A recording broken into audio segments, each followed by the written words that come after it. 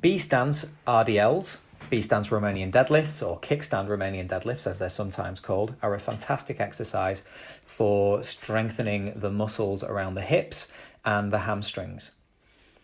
They're especially applicable to mountain bikers because we frequently spend a lot of our time with our hips in a flexed position, but with one leg placed behind the other when we think about our position on the pedals. So what we are going to do here is we're going to start off, first of all, with a nice tall upright posture with the dumbbells held ever so slightly in front of us rather than directly down by our sides.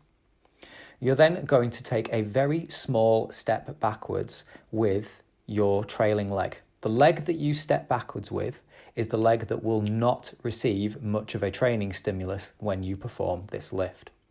What I do is I step backwards so that my toes become level with the heel of the leg which I am wanting to train. I make sure that I've got soft, unlocked knees with both legs when I'm performing this lift, so there's no reason to have your legs locked out. Your trailing leg really is there just to perform a supporting role. So you don't want a ton of weight going through that toe, it's just there to help stabilize you.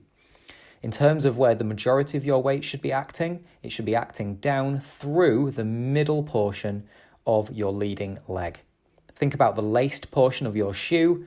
The majority of your weight should be acting down through that portion of your foot, equally distributed between your forefoot and your heel. Next thing you're going to do is you're going to initiate the movement by pushing your hips backwards. Imagine that your legs are immobilized and that you have to close a car door with your bum. So you're pushing your hips backwards.